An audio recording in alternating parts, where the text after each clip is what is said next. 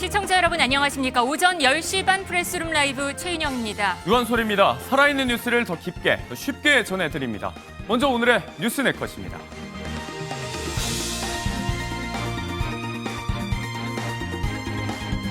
오늘 이재명 대통령 둘째 날 출근길 사진입니다. 넥타이 색이 눈에 띄는데요. 빨강과 파랑 또 한 번 통합을 강조하는 것 같습니다. 조금 전에는 국무회의가 열렸습니다. 김민석 국무총리 후보자 어제 지명을 받고 공식 일정을 시작했습니다. 출근길 제2의 IMF 같은 어려운 상황이라면서 책임감을 느끼고 있다고 말했습니다. 어제 이 대통령 취임 선서 현장에서는 경호를 놓고 경찰과 경호처 간의 소동이 있었습니다. 결국 오늘부터는 경호처가 경호를 맡는 것으로 전해졌습니다.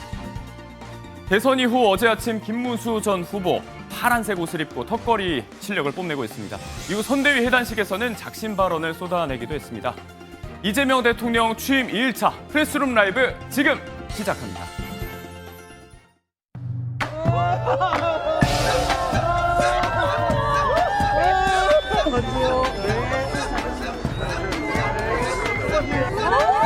대통령님! 포즈 한 번만 취해주세요! 축하드립니다! 축하드립니다. 안녕하세요. 건강하세요. 지금 청와대가 제일 좋아요. 아주 오래 썼고 상징성도 있고 문화적 가치도 있고 거기를 안 쓸 이유가 없어요. 최대한 빨리 청와대를 고수하고 그리고 가야죠. 그리고 저는 이거 청사 이런 거 가지고 돈 쓰는 거 진짜 아까워요. 왜 거기다 돈을 주죠? 이재명 대통령은 오늘 대통령실이 마련한 안가에서 머무를 예정입니다.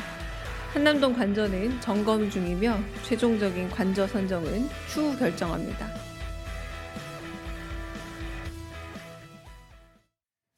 당선과 동시에 임기가 시작된 이재명 대통령. 첫날 잠은 어디에서 자나 많이들 궁금해하셨는데요. 일단은 대통령실에서 마련한 안전가옥에서 지내는 것으로 정리가 됐습니다. 당초 지역구가 있던 인천 계양 사저에서 당분간 출퇴근하는 안이 얘기됐었는데 어제 한번 그렇게 와봤죠. 그리고 새 경호처장 임명하면서 대통령 이렇게 말했습니다. 그도 그럴 게 인천 계양에서 용산 대통령실까지 거리가요. 차로 30km 가까이 됩니다. 거기다 아침 출퇴근 시간이라 올림픽대로 엄청 막히죠. 그래서 어제 현충원 가는 길에 도로 통제가 이루어졌는데 이렇게 시민들 불편 주기도 싫다는 겁니다. 최종 관저 선정은 더 봐야겠지만 결국 보수의 시간이 좀 걸리더라도 빠른 시일 내 다시 청와대로 돌아간다는 계획인데요. 취임 초기 집무실을 두고 말이 무성한 걸 보면서 3년 전을 떠올리는 분들도 계실 것 같습니다.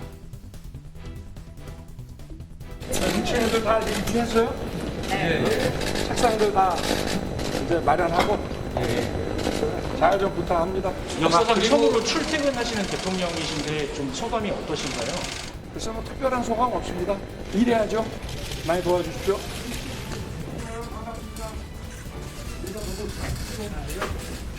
국회 소통관보다 좀 많이 좁은 것 같아. 그래서 좀 불편하더라도 좀 많이 도와주세요. 자주 찾아주시고 전화하시면 안 돼요. 자주 올게. 네. 기억이 새록새록하시죠? 국방부 입지에 들어서는 것부터 경호 우려, 비용까지 이런저런 논란 속에 시작된 용산 시대였는데 결국 3년 만에 막을 내리게 될까요? 어제 용산 대통령실에 첫 출근한 이재명 대통령의 한마디 들어보시고 얘기 이어가 보겠습니다. 지금 용산 사무실로 왔는데 꼭 무덤 같습니다. 아무도 없어요. 필기도구 제공해 줄 직원도 없군요. 컴퓨터도 없고 프린터도 없고 황당무계합니다.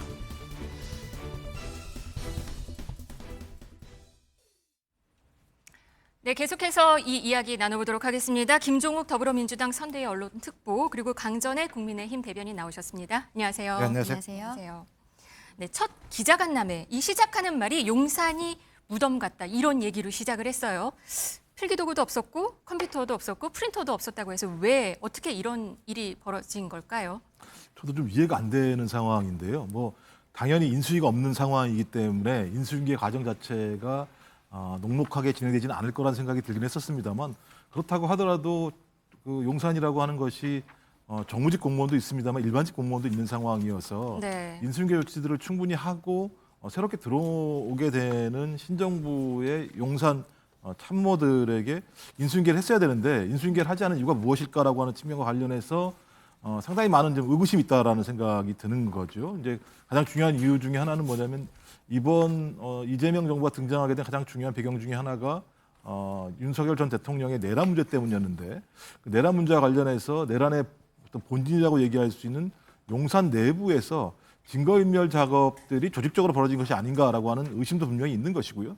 그런 부분에 대한 설명이 제대로 안 된 상황에서 아무도 조치를 취하지 않고 나갔다고 하는 측면에서는 저는 헌법상에 보면 이제 공무원들은 국민에게 봉사한다라고 하는 조치가 분명히 있는 건데 네. 새롭게 들어올 정부를 위해서 일정한 조치들을 하는 것이 상식적인 건데 조치를 안 했다는 측면에서는 저는 이 부분과 관련해서는 어떤 형태로든지 왜 이런 일이 벌어졌는지 또 그리고 이게 예를 들면 일반 공무원들이 다시 돌아갔다고 얘기하면 인사조치가 있었다라고 하는 건데 그 인사조치에 대해서 차기 대통령으로 임명된 이재명 대통령에게 전혀 설명이 안 됐다라고 하는 측면들은 저는 좀 도대체가 좀 납득이 안 되는 측면이 있어서 이것이 의도성이 있는 건지 아니면 해프닝인지에 대해서 명확히 좀 파악할 필요가 있을 것 네. 같다. 이것이 제가 볼 때 공직기강을 세우는 가장 중요한 기준이라고 생각을 합니다. 네, 윤 정부 대통령실 관계자는 파쇄 지시는 없었고 억측이다 이런 얘기를 하기는 했습니다. 근데 윤 전 대통령이 파면이 되면서 공무원들이 좀 나간 것으로 지금 전해지고 있거든요. 아까 말씀하신 대로 공무원들 중에서는 계속 공무원도 있고 파견돼서 들어오는 공무원들도 있단 말이에요. 대통령실에는. 그렇죠. 이건 어떻게 된 걸로 보세요? 각 부서에서 부처에서 파견됐던 공무원들이 뭐 자발적으로 돌아간 경우도 있었을 것으로 보이고 그리고 윤석열 전 대통령이 4월 4일에 파면이 되었기 때문에 그 이후에 실질적으로 근무를 두 달? 하면서 네. 일을 하는 것이 거의 없었을 것으로 예상이 됩니다. 그런 과정에서 인사조치들이 있었던 것이 아닌가라고 생각을 하고 어제 이재명 대통령의 그 발언들 무덤 같았다라든지 펜도 없고 컴퓨터도 없다 이런 발언들은 좀 부적절하지 않은가라고 생각을 해요. 어쨌든 이번에 그 대통령 기록물 관리법에 따라서 기록들은 이미 다 넘긴 것이고 그리고 여기에 있어서의 어떤 소품이라든지 이런 것들은 뭐 수석비서관실 이런 데들은 충분히 남아 있었다라고 하고 있거든요.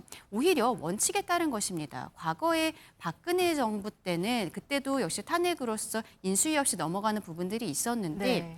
그때 문재인 정부에서는 캐비넷 안에서 비밀 문건들이 나왔다라는 것들을 발표하기도 했었거든요. 이런 좀 불합리한 부분들을 없애기 위해서 오히려 미리 정리를 하고 원칙에 따라서 자료들을 넘긴 것인데 그리고 이재명 대통령이 거기에 대해서 충분히 알아볼 수 있었을 것이라 생각함에도 불구하고 이런 것들을 국민들 앞에서 갑작스럽게 이야기를 함으로써 국민들은 조금 우려를 가지실 수밖에 없지 않았나 이런 발언들 같은 경우에는 조금은 서로 간의 소통이 더 필요하다라고 생각을 합니다. 네, 미리 좀 정리를 했을 네. 것 같다고 보시는 거군요. 그거는.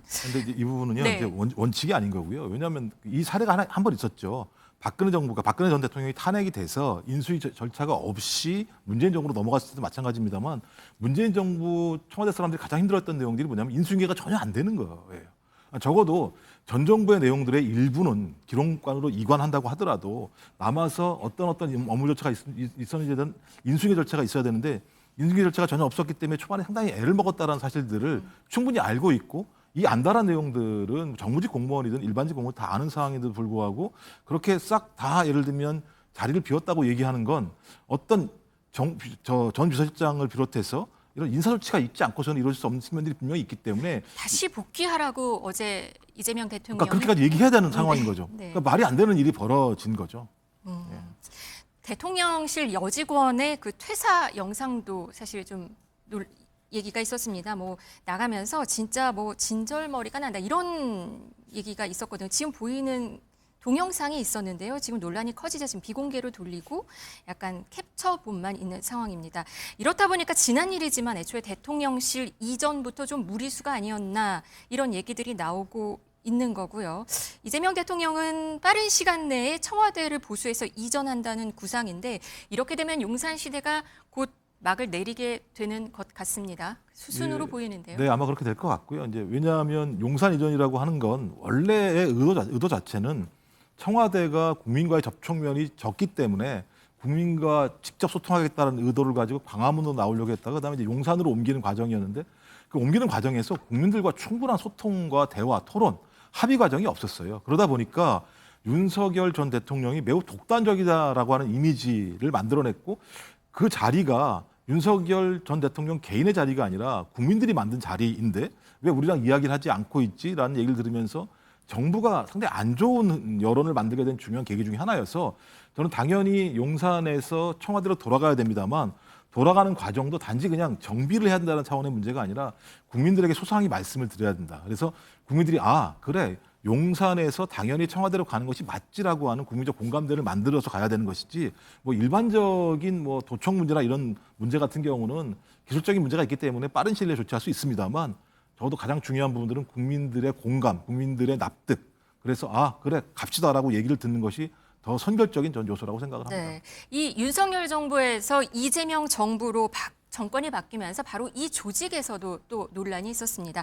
경호처와 경찰인데요. 어제 이재명 대통령 취임 선서 그 현장에서는 한 소동이 있었습니다. 그때 모습 잠깐 보시면요. 이 대통령 내외가 로텐더 홀로 안으로 들어가는 모습인데 여기에서 초록색 넥타이를 입은 직원과 또 검은색 넥타이를 맨 두 직원 사이에 약간 소동이 있었습니다. 그러니까 경찰 소속 경호원이 막아서기도 했고 경호처 직원이 접근하려는 걸 막아서면서 나중에 멱살잡이까지 했다 이런 얘기까지 들리는 상황이거든요. 결국 밀착 경호는 경찰, 이선 경호는 경호처가 맞는 것으로 정리가 됐는데 좀 이 신경전이 좀 과했던 것 같습니다. 좀 이례적인 것 아닌가 이렇게 보이거든요. 그러니까 저는 이건 매우 안 좋은 모습이다라고 생각을 해요. 왜냐하면 그 경호처와 그다음에 뭐 22 경호대나 101 경비단 같은 경우 누구를 경호하는 겁니까? 군 통수권자이며 행정의 수반이고 국정운영 총책임자를 경호하는 상황인데 이 경호처가 서로 이런 논란이 벌이게 된다고 한다면 국민들이 안심할 수 없는 측면들이 분명히 있는 거죠. 근데 저런 모습을 보였다고 얘기하는 건 뭐 또 이렇게 말씀을 드리면 죄송합니다만 지난 3년 동안 윤석열 정부 내에 있는 경호처와 이 경찰 간의 알력들이 꽤 많이 있었구나라고 하는 부분들을 반증할 수밖에 없는 것이고 특히 내란 과정에서 윤석열 전 대통령을 체포하는 과정에서 경호처와 그다음에 경찰, 경호 간에 상당히 많은 논란이 있었다는 측면들이 있는데 왜 그런 논란들이 있었던 거죠, 그 당시? 아까 체포를 할 때 경호처 같은 경우는 대통령의 체포영장을 저지하려고 했었던 것이고 경찰 같은 경우는 아니 합법적인 방식으로 체포영장이 청구가 되는데 그걸 막는 건 특수공무집행 방해가 아니냐라고 하는 논란이 많이 있었습니다. 저는 경찰 입장에서야 공무원 집단이고 뭐 경호처도 마찬가지입니다만 특수공무집행 방해 같은 경우는 굉장히 큰 벌을 받게 되는 상황이거든요. 당연히 그러니 그 조치를 취해야 한다고 얘기했었는데 경호처 같은 경우는 그것이 안 된다라고 얘기했었고 뭐 중부장까지도 얘기한 상황이 나왔었기 때문에 갈등이 심해질 수밖에 없었죠. 어제 이 취임 선서 이 현장에는 22 아까 말씀하신 22 경찰 경호대가 배제가 됐었다고 해요. 또 그것도 왜 이렇게 아까 된 22 경호대하고 101 경비단이 경호처 말을 안 들은 거죠. 그러니까 예를 들면 같이 동참해서 체포 저지를 해야 되는 게 맞는 거 아니냐라고 하는 경호처의 강력한 요청이 있었음에도 불구하고 22 경호대하고 101 경비단 같은 경우는 거기에 참여하지 않았거든요. 그러면서 참여하지 않으니까 당신도 앞으로 경호에서 배제라고 하면서 실제적으로 이미 윤석열 파면 탄핵당한 시점에도 마찬가지입니다만 경호에서 배제된 상황이에요. 근데 적어도 이제 대통령 선거가 끝나고 취임하는 과정이 있으면 그걸 조정을 했어야 되는데 여전히 제가 볼 때는 경호처의 강경파들이 경호에 대한 전반적인 것들의 내용의 실권을 가지고 있으면서 과거에 22 경호대나 101 경비단이 체포영장 집행 과정에서 그것에 같이 함께하지 않은 부분에 대한 앙금을 가지고 배제했던 측면들이 있는 것 같은데 저는 오늘이라도 이런 부분에 대해서는 빨리 그 경호처장이 이미 임명이 됐기 때문에 그리고 오늘부터 다시 경호처 경호처가 하는 게 맞습니다. 실제적으로는. 그러니까 이제 네. 나중에 경호처를 별도의 경호처로 둘 것인가 아니면 경찰의 별도의 어떤 경호 어떤 담당을 만들 것인가 이건 나중에 문제입니다만 지금 우리 현행법상은 경호처가 이걸 담당하게 돼 있었기 때문에 경호처 문제에 대해서 경호처장이 임명됐으니 오늘 빨리 좀 정리를 해서 군 통수권자를 경호하는 문제가 이렇게 예를 들면 국민들이나 언론에 회자되는 건 매우 안 좋은 모습이라는 생각이 들기 때문에 빨리 이런 좀 위태로운 모습들을 정리했으면 좋겠다라고 생각합니다. 말씀하신 대로 어제 이재명 정부의 첫 인사도 발표가 됐습니다. 근데 이 장소가 윤석열 전 대통령이 계엄 선포를 했던 그런 장소였는데요. 내용 등에서도 좀 의미가 있지 않을까 하는 분석들도 많습니다. 이 대통령 선거 과정에서도 계속해서 내란 종식이란 얘기가 이슈가 계속 컸었는데요. 그럼 과연 그때 내란 종식을 강조하면서 특검의 필요성을 언급하기도 했던 그 영상 한번 보시고 오시겠습니다. 선을 딱 긋고 진상규명 다 하고 주요한 실제 책임이 있는 사람들은 아직도 지금 많이 숨어 있어요. 정부에 엄청나게 많이 숨어 있어요. 이제 그런 걸 다 찾아내서 규명하고 책임을 묻고 특검을 해야 된다고 보죠. 저는 국민의힘이 거기에 누군가 동조했다고 생각해요. 왜 계엄하는 날 밤에 네. 국회의원이 국회로 가야지, 본회의장으로 가야지. 왜 밖으로 자꾸 나오라고. 저는 그게 뭔가 의미가 있다고 봐요. 그래서 철저히 조사해서 네. 그럼 아마 쿠데타를 막아야 될 사람들이 네. 쿠데타를 도와서 네. 계엄 해제를 방해했다. 이거 엄정하게 규명해서 처벌해야죠. 네, 방금 들어온 속보 하나 먼저 전해드리도록 하겠습니다. 권성동 국민의힘 원내대표가 대표직에서 사퇴를 결국 선언했다는 소식이 들어와 있습니다. 먼저 말씀드리고 자세한 내용은 잠시 후에 계속 얘기해 보도록 하겠습니다. 방금 이재명 정부 첫 인사 얘기하고 있었는데요. 이 내란 종식을 계속 강조를 하면서 이번 일단 첫 번째 인사를 발표했거든요. 인사는 어떻게 보셨습니까? 일단 뭐 제가 볼 때는 세 가지 흐름이 형성되는 것 같습니다. 그러니까 대통령의 참모 집단, 또 그다음에 국무총리, 내각을 총괄하는 분들 같은 경우는 지금의 상황을 위기로 판단하기 때문에 하나는 내란이라고 하는 부분이 여전히 예를 들면 진행되고 있고 수사가 진행되고 있다라고 하는 측면 하나, 두 번째는 윤석열 정부 3년 동안 경제가 상당히 안 좋아진 상황이고 자영업자를 비롯해서 민생 경제가 매우 어려운 상황입니다. 이런 부분들을 빠른 시일 내에 돌파하기 위해서는 이런 위기를 극복한 경험들을 했던 사람들이 그 자리에 배치가 돼서 역동적이고 속도감 있게 좀 국정 운영을 진행해야 된다는 생각이 있기 때문에 김민석 총리 지명자, 그다음에 강훈식 의원을 비서실장으로 선택을 한 것 같고요. 또 하나 내각 같은 경우는 국민적 검증이 필요한 측면이고 또 야당에서도 인사 검증을 해야 되는 측면이 있기 때문에 좀 부처의 성격에 따라서 전문성을 중심으로 검증을 하는 절차가 있기 때문에 좀 차근차근 순차적으로 진행을 해야 될 것 같고요. 외교안보 문제 같은 경우는 지금 뭐 국제적인 외교 상황이나 그다음에 동북아시아 지역 상황이 상당히 안 좋은 상황이기 때문에 경륜과 경험을 좀 강조하는 이 세 가지 방식으로 인사가 진행이 되고 있는 상황이어서 네. 뭐 아직까지 제가 볼 때는 방향은 잘 잡은 것 같다. 근데 이제 과정에서 내부적으로 사전에 철저한 검증을 통해서 국민들에게 초기 인사 과정 자체가 큰 문제가 없다라고 하는 부분들을 보이는 게 가장 중요한 이재명 정부의 첫 당면 과제라고 생각을 합니다. 네. 국무총리로는 김민석 민주당 의원이 내정이 됐는데요. 오늘 아침에 첫 번째 출근을 했습니다. 그때 모습 한번 보고 오시겠습니다. 감사합니다. 국민의 은혜를 잊지 않겠습니다. 새 정부는 국민의 집단 지성을 하늘같이 받들 것입니다. 저도 그렇게 하면서 제2의 IMF 같은 그런 어려운 상황이기 때문에 민생과 통합 두 가지를 매일매일 새기겠습니다. 지금 현재 상황을 제2의 IMF라고까지 말을 했습니다. 굉장히 어렵게 봤고 그 어깨에 무겁다. 약간 통합과 또 민생을 챙기겠다 이런 내용까지 얘기를 했단 말이에요. 어떻게 보셨습니까? 그렇죠. 통합에 대해서 이재명 대통령이 계속적으로 강조하고 있고 그리고 선거 캠페인 과정에 있어서도 대선 캠프를 국민통합선대위라고 이야기를 했었습니다. 그런 면에서 저는 김민석 총리 후보자 그리고 어제 나온 인선은 조금 실망스럽다라고 말씀을 드리고 싶어요.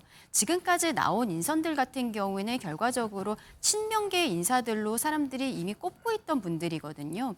그런데 국민통합이라고 생각을 한다면 이번에 뭐 선거 캠페인 과정에서 보수 쪽 인사들도 많이 들어왔다라는 것을 적극적으로 홍보하기도 했었고 이런 부분들이 있는데 어제 나온 부분에서는 오히려 가깝게 지냈던 부분들 그리고 특히 현직 의원들을 대통령실로 넣는다라든지 이런 모습들을 보았을 때는 그동안에 손발을 맞췄던 분들과 함께하고 싶은 것이 아닌가라는 생각이 드는 부분은 좀 지울 수가 없거든요. 정권 초기에 드라이브를 건다든지 이런 것들에 대해서는 물론 이해되는 부분들이 있습니다만 어쨌든 첫 번째 인선을 보여주는 것이 국민들께 이 정부가 어떠한 방향으로 갈 것인지를 말씀드리는 과정이라고 생각을 하는데 앞으로 내각 같은 경우에는 조금 더 국민통합적인 인사들로 좀 나오도록 그렇게 기대를 하고 있습니다. 오늘 오전에는 첫 번째 국무회의가 있었습니다. 먼저 그 영상 지금 들어왔는데 한번 보고 오시겠습니다. 좀 어색하죠? 우리 좀 웃으면서 합시다.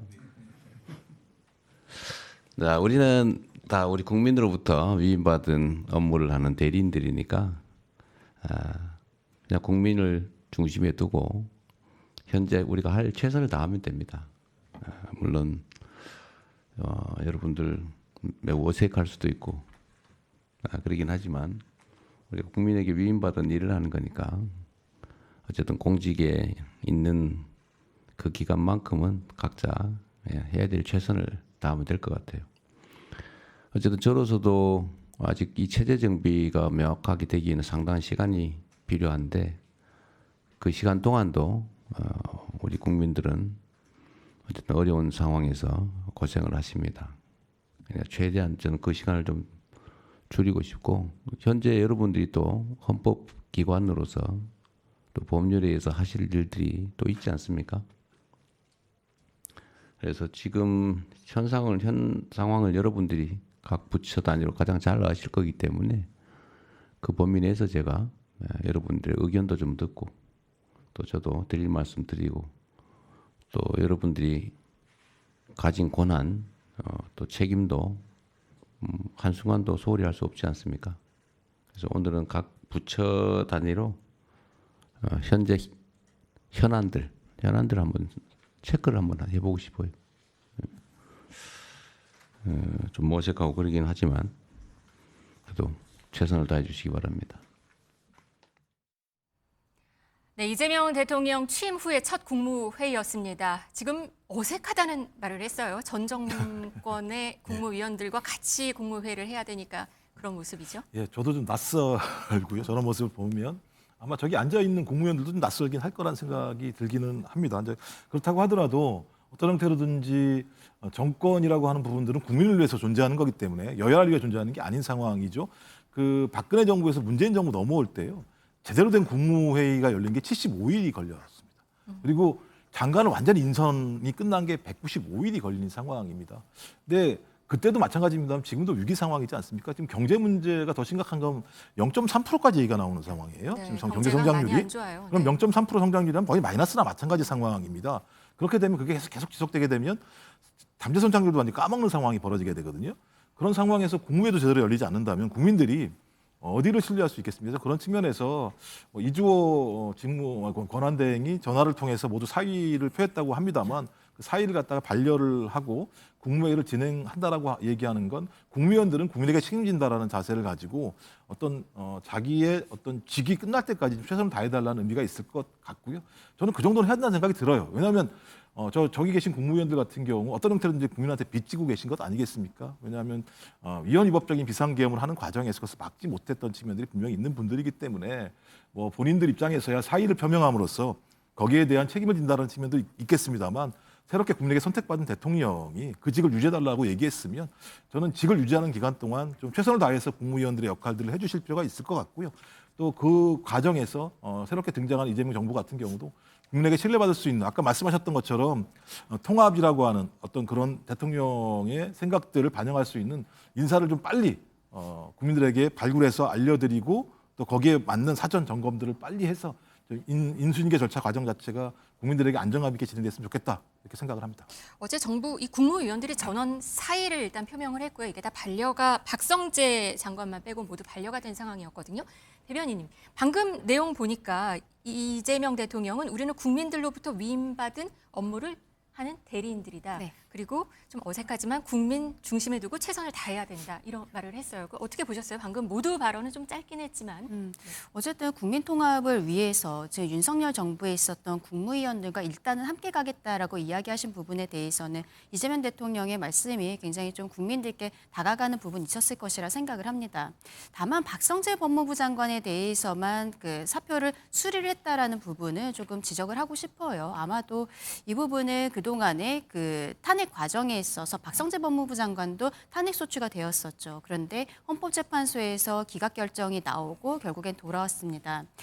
지금 민주당 정권, 이재명 정권에서 박성재 법무부 장관에 대해서는 받아들일 수 없다라는 것에 대해서 다시 한번 보여준 것이 아닌가. 선택적으로 사의를 반려하고 이런 것들에 대해서 좀 아쉽다고 말씀드리고 싶고 아마도 또 그런 부분도 있는 것 같습니다. 결국 법무부 장관에는 검찰과의 관계들이 있기 때문에 검찰 조직에 대한 대한 어떠한 그 지휘부라든지 이런 것들을 변경하는 것을 아마 지금 굉장히 숙고를 하고 있을 것이라고 생각을 하거든요. 네. 인사 과정에 있어서 빠르게 정리가 되는 것은 오히려 장관보다는 저는 검찰 조직일 것이라고 생각을 하는데 그 과정에 있어서는 그 윤석열 정부 때 법무부 장관이 현직으로서 남아있는 것이 부담스럽기 때문에 선택적으로 사표를 수리한 것이 아닌가라는 생각도 드는 부분입니다. 네.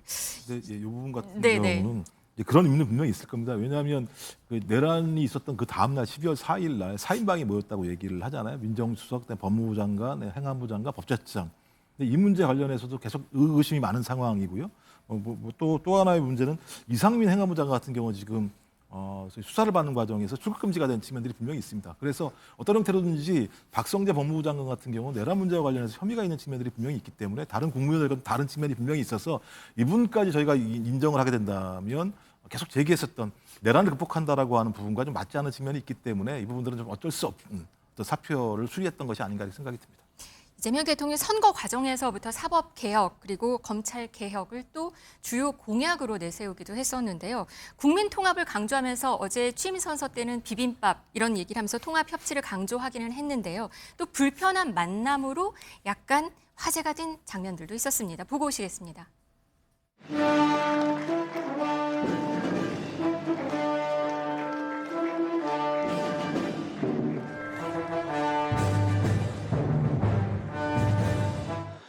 제가 생각할 때 국민 통합이라는 것은 진영 간의 깊은 골을 메우기 위해서 서로 우려하는 바를 권력자가 하지 않는 것이 매우 중요하다라고 생각이 듭니다. 그런 점에서 내일 여당이 본회의에서 처리하려고 하는 공직선거법, 법원조직법, 형사소송법 개정안 처리는 매우 심각히 우려가 되고 있습니다. 좀 불편한 만남이기도 해 보입니다.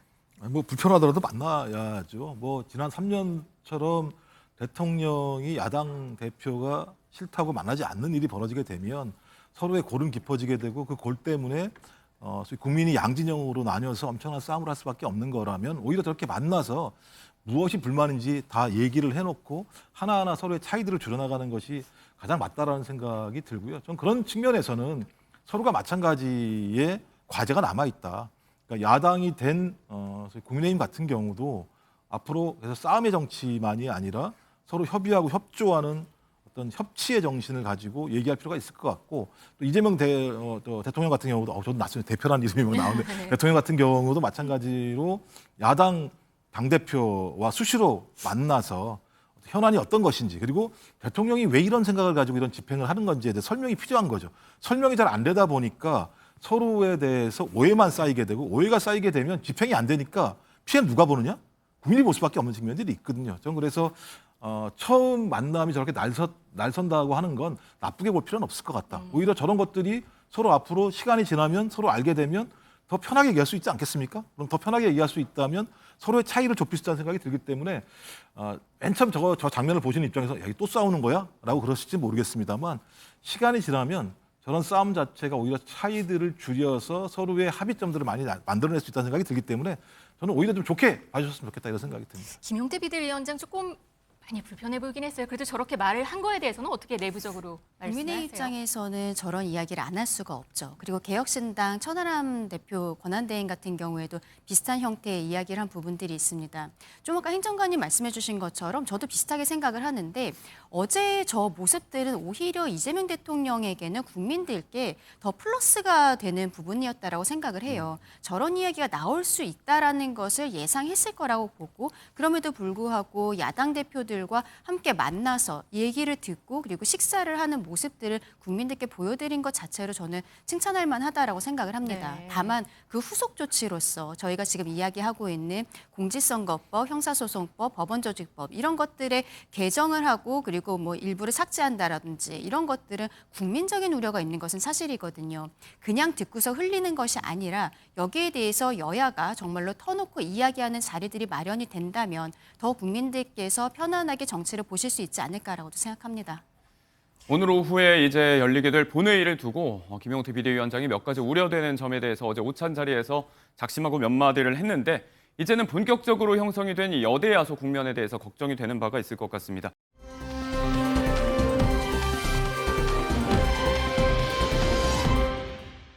이제는 소야가 된 국민의힘 이야기로 좀 넘어가 볼 텐데요. 자, 저희가 준비한 소식을 이야기하기 전에 조금 전에 들어왔던 권성동 원내대표, 대선 패배 책임을 지고 전격 사퇴 선언을 했습니다. 그 발언이 들어와 있는데 먼저 몇 마디 들어보시고 이야기 나눠보겠습니다. 6월 3일 제21대 대통령 선거에서 국민의힘은 패배했습니다. 국민들께서 내려주신 매서운 회초리를 겸허하게 수용합니다. 아울러 우리 김문수 후보에게 지지와 성원을 보내주신 모든 분들께 깊이 감사드리며 기대에 부응하지 못해 정말 죄송하다는 말씀을 올립니다. 국민 여러분의 지지와 성원에 부응하지 못한 점에 대해서 다시 한번 진심으로 사과드립니다. 저부터 깊이 성찰하면서 뼈를 깎는 최선의 노력을 다하겠습니다. 원내대표로서 저희 책임이 결코 가볍지 않습니다. 그 책임을 회피할 생각도 그리고 변명할 생각도 없습니다. 보수의 재건을 위해 백지에서 새롭게 논의해야 합니다. 저부터 원내대표직을 내려놓겠습니다. 우선 이제 대선에 패배한 김문수 전 후보가 어제 선대위 회단식에서 뭔가 당내 쪽으로 좀 명확하게 화살을 돌리는 것 같은 그런 이야기를 했어서 책임을 지고 지도부가 좀 거취 표명을 하지 않을까 이런 걸 여쭤보려고 했는데 일단 오늘 전격 사퇴를 했습니다. 그렇죠. 결과적으로는 저희가 대선에 대한 책임을 져야 되는 부분들이 있기 때문에 지도부의 총사퇴라든지 이런 것들은 계속 이야기가 나왔던 것이 사실입니다. 네. 어제는 이야기가 나오지 않았습니다만 오늘 결과적으로는 권성동 원내대표가 책임을 지고 사퇴 의사표시를 했는데 개인적으로는 이게 사퇴 의사표시를 했습니다만 바로 사퇴로 이어질지는 약간 의문입니다. 네. 오늘 의원총회가 있거든요. 그러면 의원총회 안에서 이 사퇴 의사를 받아들일 것인지에 대해서 아마 갑론을박이 있지 않을까라고 생각을 해요. 이를테면 이제 사표 수리가 돼야 된다는 거군요. 그렇죠. 과거에도 원내대표 같은 경우에는 사직하겠다고 사직의 의사를 밝혔을 때도 하지만 의원들께서 아닙니다. 조금 더 해주십시오라고 만류하는 모습들이 있었어요. 그러면 오늘 의원총회에서도 그런 생각을 가지신 의원들도 있을 것으로 보이고 다만 또 여기에 대해서 책임을 가지고 오히려 지금 사퇴가 늦었다라고 생각하시는 의원들도 분명히 있을 거라는 생각이 드는데 아마 오늘 의원총회 안에서 권성동 원내대표의 거취 표명에 대한 결정이 나오게 되지 않을까라고 생각합니다. 김문수 후보도 앞서 이제 후보 교체 내용에 대해서도 앙금이 좀 남아 있는 것 같은 이야기를 했고 지금 친한계 일각을 중심으로도 원내 지도부에 대해서 계속해서 책임을 지란 얘기를 해왔잖아요. 그렇다면 잡음이 좀 있을 것 같은데 결국은 다시 추대로 결론이 날지 어떻게 예상을 하세요? 그러니까 추대를 생각하시는 분들도 있을 거고 다만 오히려 권성동 원내대표가 지금 사퇴하겠다라고 한 것이 늦었다라고 이야기하는 것이 특히 친한계 의원들께서 하시는 말씀이기 때문에 오늘 굉장히 좀 갑론을박이 있을 거라고 생각을 합니다. 하지만 여기에서 저희가 쇄신하는 모습, 반성하는 모습들을 보여야 된다는 것에 있어서는 대의는 함께할 것이라고 생각하는데 그러면 그 부분에 대한 이야기들이 오늘 좀 집중적으로 있게 되지 않을까라고 생각을 하고요. 김문수 후보가 어제 이야기를 했었던 부분들, 후보 교체 과정이라든지 그때 이미 권영세 비대위원장과 이양수 사무총장은 사퇴를 했습니다. 그때 그리고 당시에는 김문수 후보가 당무 선권을 가지고 있었어요. 당무 선권을 갖고 있는 상황에서 원내대표는 함께 가겠다. 유임 결정을 했죠. 공동선대위원장으로서 임명하는 절차들도 있었기 때문에 그때는 어쨌든 대통합의 부분들이 필요했던 것이고 이제는 선거가 끝났기 때문에 일단 책임에 대한 것들은 정확하게 해야 되지 않는가 이런 것이 김문수 후보와 그리고 지금 당 지도부 그리고 당원들께서도 같은 생각하시지 않을까라고 생각합니다. 네, 만시지탄일 수도 있겠다라는 말씀. 하지만 시기상으로 지금이라도 이뤄져야 될 논의라는 말씀인데 의뢰 선거에 지고 나면 우리에게 익숙한 모습들 있잖아요. 후보자도 그렇고 지도부가 책임지고 사퇴하고 당 재편하고 이런 게 빠르게 이루어진 게 그간의 여의도 문법이라고 할 수 있는데 어제 하루가 멀다 하고 계속 원내대표 사퇴해야 되는 거 아니야 이런 얘기가 계속 나왔다가 결국은 또 사퇴를 했는데 이거 밖에서는 어떻게 바라보고 계십니까? 저는 이건 당연한 수준이라고 생각을 합니다.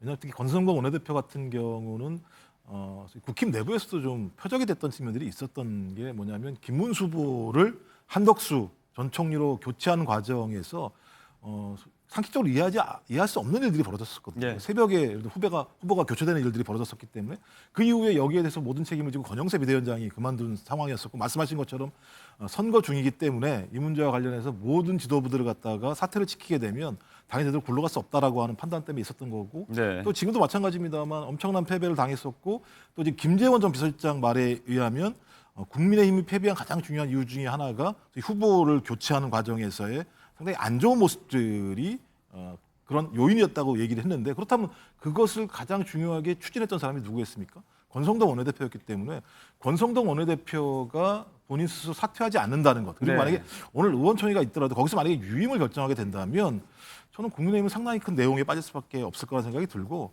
적어도 원내대표가 모든 선거에 대한 책임을 지고 본인이 사퇴를 결정했으면 그 어떤 원내대표의 충정에 대해서 국회의원들이 다 수용을 하고 예. 어떻게 하면 쇄신으로 갈 것인가라고 하는 부분들을 통해서 국민에게 새로운 가능성들을 보이는 것이 전반적으로 지금까지 모든 정당들이 치유해왔던 선거 패배 이후의 수준이 아닌가 생각이 들어서 저는 그런 길로 갔으면 좋겠다 이런 생각을 하게 됩니다. 일단은 권 원내대표의 거취 표명이 있었고 결론이 어떻게 이어질지는 오늘 오후에 이제 의총까지 결과를 좀 지켜보긴 해야 되겠지만 의총이 지금 열리고 있는 건가요?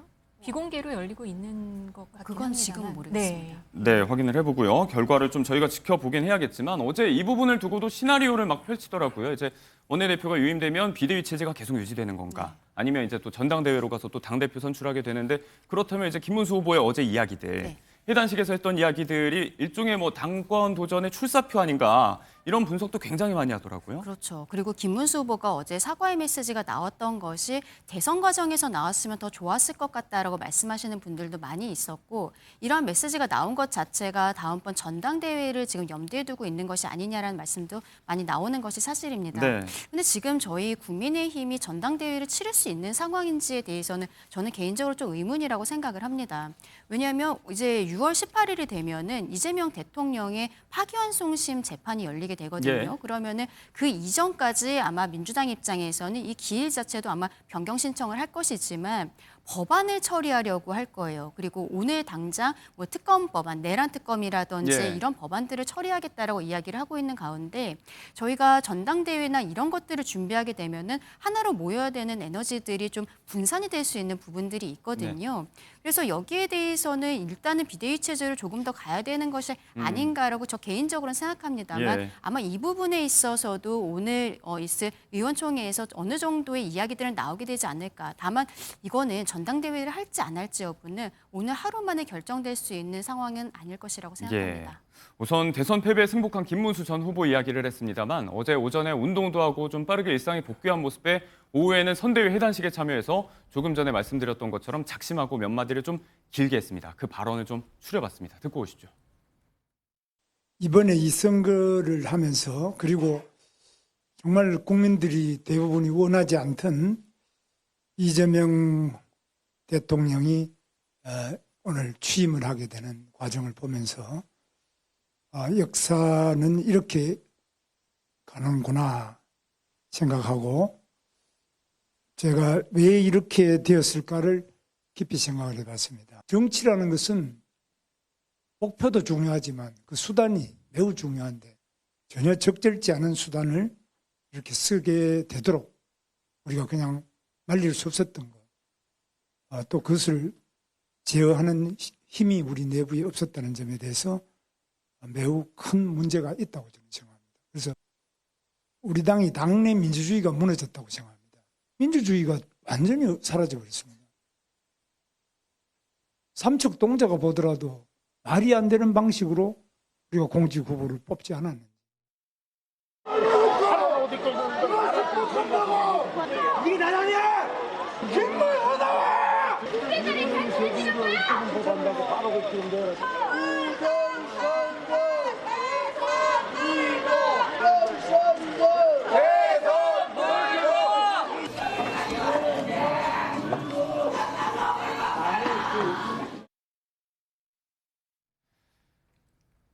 네, 김 전 후보의 승복 선언이 있던 순간에 밖에서 작은 소요도 하나 이렇게 일어났습니다.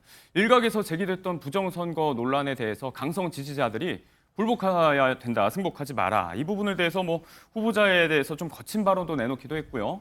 이런 이야기들이 계속 이어지는 게 당내 상황에서 조금 부담이 될 것 같기도 하고요. 근데 이미 선거는 끝났고 뭐 부정선거라든지 이런 것에 대해서는 김문수 후보 스스로가 선을 그는 메시지들이 나왔었기 때문에 네. 더 이상 저희가 여기에 대해서 말씀드릴 필요는 없을 것으로 보입니다. 승복을 했으니까 일단. 예, 오히려 이 부분에 있어서는 저희가 앞으로 국민의힘이 반성하고 쇄신하는 모습들을 보여드리는 가운데 있어서 여전히 저런 생각들을 가지고 계신 당원들이 계신 것도 사실이거든요. 예. 어떻게 설득해 나갈 것인지, 문제가 있다면 이것들을 어떻게 풀어나가야 될 것인지 그런 방향으로 가야 되지 않을까라고 생각합니다. 네. 대선 패배 이후에 책임을 누가 져야 하는가. 일단 권성동 원내대표는 사퇴 의사를 밝혔지만 당 쇄신과 개편의 목소리 큰 틀에서 좀 이루어지고 있습니다. 그 과정에서 다시 한번 또 당내 내용과 파장도 예상이 되고 있는 상황인데 그 신호탄을 친한계가 아니고 한기호 의원 측에서 먼저 좀 터뜨렸어요. 어제 많이 보도가 됐는데 한 의원이 일각에서 나온 당대표를 얼른 김문수 후보로 옹립해야 한다. 이런 내용을 의원 단체방에 올리면서 파장이 좀 생겼어요. 그렇죠. 뭐 전당대회를 염두에 두고서 하신 말씀으로 보이는데 지금은 어쨌든 대선 패배에 대해서 조금 더 우리가 반성하는 모습들을 보여드려야 되는데 이러한 이야기, 갑작스럽게 대선 후보를 이제는 당대표로 해야 되는 것이 아니냐라고 이야기를 할 때는 네. 물론 김문수 후보가 끝까지 열심히 해주시긴 했습니다만 본인이 조금 더 중도 확장적인 모습을 보여주지 못했던 부분들 이런 것에 있어서 불만을 갖고 계신 의원들도 분명히 있을 것이라고 생각을 하거든요. 예. 그러니까 지금 이러한 이야기를 하는 것은 시기상으로도 메시지상으로도 지금은 부적절하지 않은가라는 생각이 듭니다. 분열보다는 이제 통합을 통한 쇄신이 필요하다. 이 부분에 대해서는 당내 이견이 없지 않을까 싶은데 권성동 원내대표는 자꾸 내용 일어나고 이게 또 개파 싸움 이런 식으로 읽히고 하니까 이런 부분은 자꾸 우리가 민주당 보고 배워야 된다 이런 이야기도 하더라고요. 제가 볼 때는 뭐 민주당이 그렇다 아니다 이런 얘기를 떠나서 저는 예. 국민의힘 스스로가 자강을 할 수 있는 내용들이 나와야 된다는 생각이 들거든요. 그래서 일단 전 기본적으로 3가지 정도의 대국민 사과 반성이 있었다는 생각이 들어요. 그러니까 저는 6월 2일 날 적어도 김문수 후보가 내란 문제와 내란 우두머리 혐의로 재판받고 있는 윤석열 전 대통령과의 관계를 절연하겠다고 하는 입장들을 분명히 밝혔어야 된다고 생각을 합니다. 예. 저 지금도 마찬가지라는 생각이 들고요. 두 번째는 당내에서 벌어졌던 아까 말씀드렸던 후보를 바꿔치기 하려고 했던 반민주적인 정당의 민주성을 반하는 행위에 대해서도 저는 제가 볼 때 누군가는 책임을 지고 반성을 해야 한다는 생각이 들고요. 예. 또 하나 아까 나왔던 부정선거는 없습니다. 대한민국에. 이건 예를 들면 헌법재판소도 확인했고 대법원도 확인해줬고 예. 그다음에 선관위도 확인해준 측면이 있기 때문에 이 부분에 대해서 없다고 이렇게 얘기를 하시면서 좀 우리가 적어도 선거 문제든 아니면 정당 간의 갈등이든 문제가 어떤 상당히 큰 문제나 음모가 있을 것처럼 얘기되는 방식을 네. 통해서 서로 격화되게 싸움을 할 수 있는 것들을 정당 스스로 막아주려고 하는 노력이 필요하거든요. 그래서 이 정도의 과정들을 좀 국민의힘이 해줬으면 좋겠다는 생각이 들고 또 민주당도 마찬가지입니다만 의석수가 꽤 많이 있긴 합니다만 네. 언제든 같이 얘기하자, 토론하자. 서로 차이가 있다면 그 차이들을 충분히 협의를 해서 무슨 일단 통과시키고 보자라는 발상보다는 국민적인 합의와 수기 과정을 통해서 국민이 납득할 만한 과정으로 가자라고 하는 서로가 조금씩은 좀 한 발 양보하는 과정을 통해서 국민들에게 정당 정치가 신뢰감을 줄 수 있다라고 하는 측면들에 대한 어떤 하나의 어떤 큰 좀 경험들을 앞으로 좀 만들어갔으면 좋겠다 이런 말씀드리고 싶습니다. 네, 앞선 후보 교체 내용에서부터 뭐 대선 패배 책임을 지고 권성동 원내대표가 사퇴 선언을 했는데 여러모로 대선 이후에 시끌시끌해지고 뜨거워지는 국민의힘 내부의 상황도 전해드렸습니다. 저희가 의총 이후의 결과도 좀 짚어보도록 하겠습니다.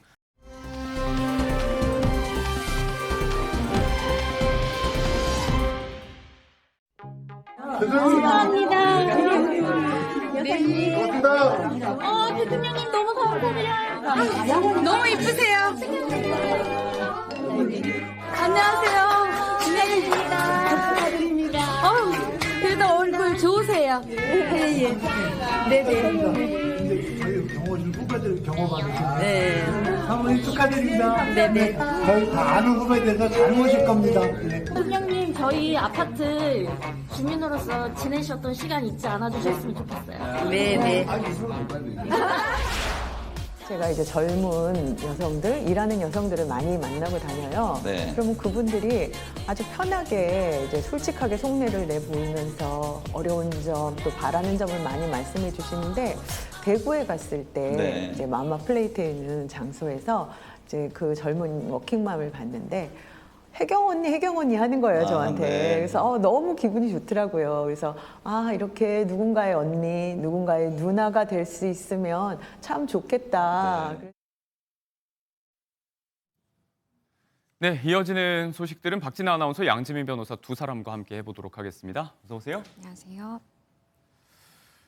이재명 대통령 내외가 사저 엘리베이터에서 내리는 모습을 보여드렸습니다. 하나는 이제 당선이 좀 확실해졌을 때, 새벽에 수락연설하러 나올 때, 그리고 그 다음이 어제 공식 행보에 나서던 모습인데, 일단 대통령의 넥타이 색깔이 계속 바꿔요. 어제 여러 번 갈아매면서 뭐 그걸로 또 하고 싶었던 얘기가 있었다는 분석이 많았더라고요. 그렇죠. 이 정치인의 드레스 코드라든지 이런 타이 하나하나까지는 의미를 담고 있다라고 봐야 될 것 같습니다. 예. 이재명 대통령의 경우에는 빨강색과 파랑색이 배색이 된 타이를 메고 취임 선서를 했습니다. 그러니까 국민의힘의 상징색인 빨간색과 더불어민주당의 상징색인 파란색을 저렇게 섞여 있는 타이를 맸다라는 것이 네. 모든 국민의 이제 대통령이 되겠다라고 본인이 이야기를 한 만큼 통합을 강조하는 메시지였다라고 생각이 되고요. 그리고 김혜경 여사도 더불어 주목을 받았습니다. 네. 이 조용한 내조를 이어오다가 당선 이후에는 모습을 드러냈는데요. 하얀색 아니면 블랙 계열 아니면 베이지 컬러 이렇게 단정한 이 정장을 입음으로써 네. 본인이 조용한 내조를 하겠다라는 의지를 표명한 것으로 익힙니다. 대통령의 넥타이 색깔은 한동안 저 색깔 조합을 좀 유지하지 않을까 싶은 생각이 들고, 말씀대로 이제 바로 대통령 부인으로서 취임 첫날을 맞았기 때문에 공식 행보에 함께했지만 선거 기간 내내는 조용하게 물밑내조의 행보를 이어왔었던 김혜경 여사였습니다.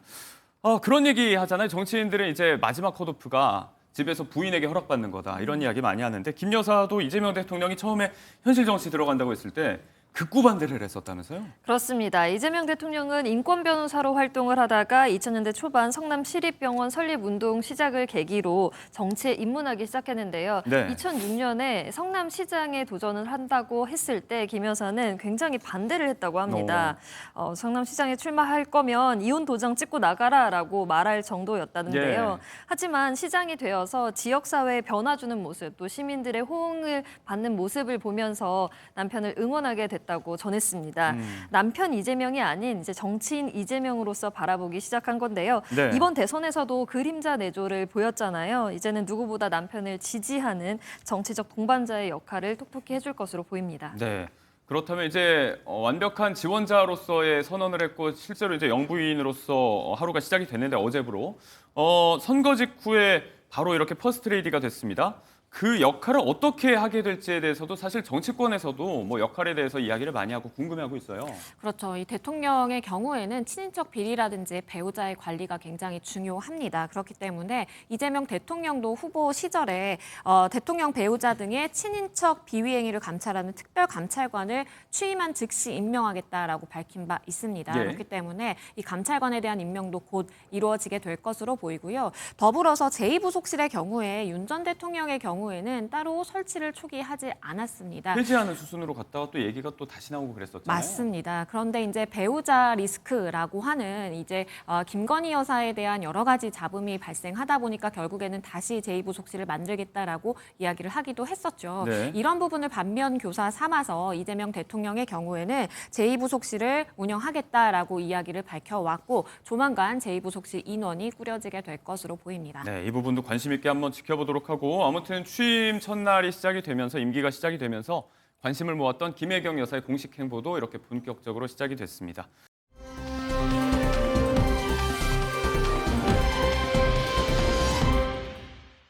관심이 많이 몰리고 있는 이재명 대통령, 그리고 김문수 전 후보 말고 다른 후보들에 대한 이야기, 관심도 좀 시선을 돌려보도록 하겠습니다. 일단 대선이 마무리되면서 이제 돈 얘기를 좀 해야 되는데, 선거 비용 정산 절차가 시작이 됐습니다. 일단 뭐 이재명 대통령과 김문수 후보 같은 경우는 모두 그 보전선을 한참 넘겼기 때문에 그 천문학적인 돈을 다 돌려받을 수 있지만 1, 2번 후보 말고는 모두 못 넘겼어요. 이준석 후보는 일단 비용을 상당 부분 절감했다고는 하는데 30억여 원이 들었다고 하더라고요. 이게 뭐 적은 돈은 아니잖아요. 그렇죠. 일단 30억 원, 최소 30억 원이다라고 전해집니다. 이준석 후보의 경우에는 최종 득표율이 8.34%입니다. 우리 법상으로는 15% 이상일 때, 득표율이 15% 이상이라면 제한액 범위 안에서 지출한 전액을 보전해주고요. 예. 그리고 10% 이상, 15% 미만인 경우에는 절반을 지원을 해줍니다. 그런데 이 이준석 후보의 경우에는 사실상 10% 아래에 해당하기 하기 때문에 지금 소비했다라고 추정되고 있는 30억 원 정도를 다 당에서 본인이 충당을 해야 되는 그런 상황입니다. 네, 아무튼 뭐 돈이 적지 않고 그걸 다 본인이 감수해야 되는, 당이 감수해야 되다 보니까 SNS에 좀 걱정하는 글도 올라온다고 하더라고요. 네, 그렇습니다. 한 누리꾼이 이준석 후보 지지자들에겐 미안하지만 왠지 득표율이 10%가 안 돼서 이 선거비 수십억 갚느라 바쁠 것 같다라는 글을 남긴 바 있는데요. 네. 실제로 개혁신당 이준석 후보는 대선 득표율 0.8.34를 기록을 했죠. 개혁신당 선거대책위원회 부대변인은 이미 후원금으로 다 충당이 됐다라고 그렇군요. 밝혔습니다. 이 정당 보조금 지출 없이 후원금만으로도 이번 대선을 치러냈다. 당원들이 모아주신 후원금, 국민 혈세로 받은 정당 보조금이 얼마나 귀한 돈인지 알고 허투루 쓰지 않겠다라고 밝혔습니다. 네. 과거 바른미래당 시절에 이른바 카풀앱 도입 반대 취지에서 택시기사 근무 체험을 했었던 이준석 후보의 얘기를 다시 꺼내 든 것 같은데 뭐 마냥 뉘앙스가 걱정하는 말만으로만 들리지는 않고요. 아무튼 후원금으로 모두 충당이 됐다는 게 공당의 입장입니다. 후원금 얘기가 나와서 이분에게도 좀 다행인 소식이 하나 있습니다. 대선 출마 이후에 토론회에서 아주 깊은 인상을 남겼던 민주노동당의 권영국 전 후보에 대한 이야기인데 득표율이 1%도 넘지 못했습니다. 그런 권 전 후보에게 좀 다행스러운 소식이 전해졌다고요. 그렇죠. 권 전 후보의 경우에는 최종 득표율 0.98%였습니다. 예. 그렇기 때문에 당연히 선거 비용을 한 푼도 보전받을 수 없는 상황입니다. 그러다 보니까 많은 지지자들이 지난 4일 새벽을 기점으로 해서 13억 원의 후원금을 이 권 전 후보 앞으로 보냈다라는 것입니다. 그러니까 권 전 후보가 가지고 있는 그러한 비전이라든지 공약이라든지 뜻에는 굉장히 공감하지만 이재명 대통령을 찍어야만 했던 많은 이제 유권자들 입장에서는 권 전 후보가 좀 걱정되는 마음에 이렇게 많은 후원금을 보낸 것으로 보이고요. 권 전 후보도 이러한 이야기, 뜻에 따라서 앞으로 이러한 약자들을 보살피는 아니면 따뜻한 공약들을 본인 나름대로 실천해 나가겠다라고 밝혔습니다. 지지를 하고 싶어도 이른바 전략적인 선택 때문에 표를 주지 못했다는 이 미안한 마음 때문에 뭐 후원금이 쏟아졌고 이 부분에 대해서 말씀대로 이제 기자회견을 열어서 앞으로 어떻게 보답할지 이런 이야기도 해봤습니다. 다양한 목소리가 소외받지 않는 세상, 정치권 밖에서 이렇게 시민들이 좀 만들어가고 있는 모습도 볼 수가 있습니다.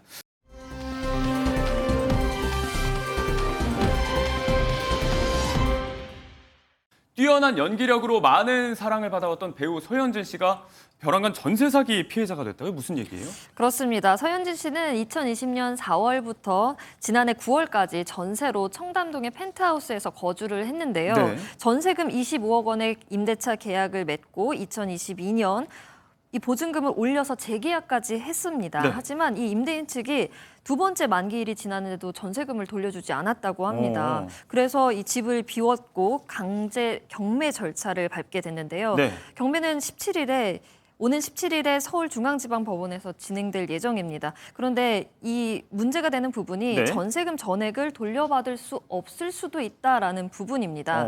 이 주택 감정가가 약 28억 원 정도 되는데 한 차례 유찰이 됐고 최저 입찰가가 22억으로 떨어졌고요. 네. 이번에 17일에 경매에서 한 번 더 유찰이 된다면 피해액이 커질 수도 있다는 우려 때문입니다. 그렇군요.